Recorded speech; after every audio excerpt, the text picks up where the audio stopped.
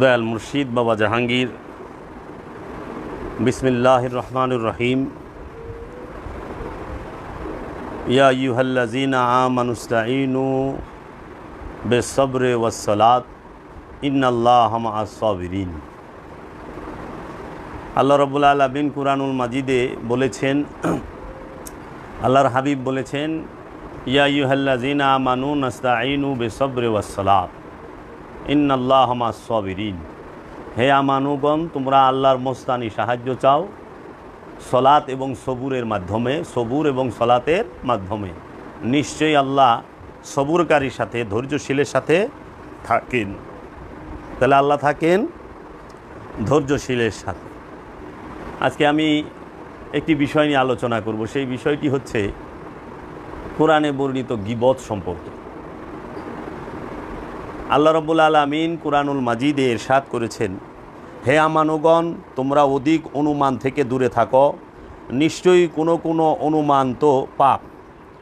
আর তোমরা একে অপরের গোপন বিষয় অনুসন্ধান করো না এবং একে অপরের গীবত করো না।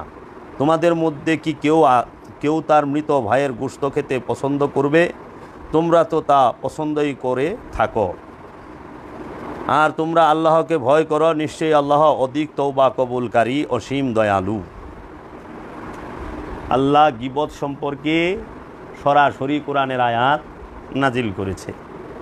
আল্লাহ কুরআনুল মাজিদে বলেছেন যে, হে আমানুগণ, তোমরা বেশি বেশি অনুমান থেকে বিরত থাকো, কারণ কোনো অনুমান গুনাহের কাজ।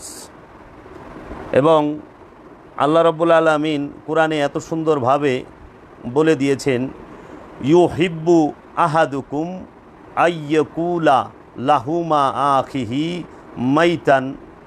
আল্লাহ রাব্বুল আলামিন বলতেছে, তোমাদের মধ্যে কি এমন কেউ আছে যে তার মরা ভাইয়ের গোশত খাওয়াকে ভালোবাসে? মৃত ভাইয়ের গোশত খাইতে, আপন মৃত ভাইয়ের গোশত খাইতে ভালোবাসে, এইরকম কি কেউ আছে? আল্লাহ বলতেছে ডাইরেক্ট, আইয়ু হিব্বু, যে আইয়ু যে কেহ, হিব্বু ভালোবাসে, বলতেছে আহাদুকুম আইয়াকুলা লাহুমা আখিহি। আখিহি মানে ভাই, লাহুমা মানে মাংস। এই আরবিতে লাহাম মানে মাংস, লাহুমা মানে বহু বচনে বলছেন। তোমরা কি মৃত ভাইয়ের গোশত খাইতে ভালোবাসো? যদি মৃত ভাইয়ের গোশত খাইতে তোমরা ভালোবাসো, তাহলে তোমরা গীবত করবা।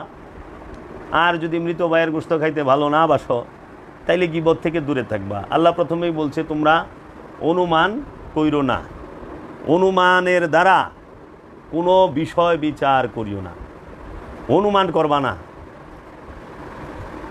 আছে না অনেকে অনুমানে কথা কয়, আন্তাজে কথা কয়। যেরকম অনেক মানুষের আমি দেখি নাই, ওনার সম্পর্কে আমি জানি না, ওনার সাথে আমার কথা হয় নাই, দেখা হয় নাই, শুনি নাই, কিংবা ওই রকম কোনো দলিল দস্তাবেজ পুক্তা পাই নাই, কিন্তু তার সম্পর্কে আমি একটা বাজে মন্তব্য করলাম।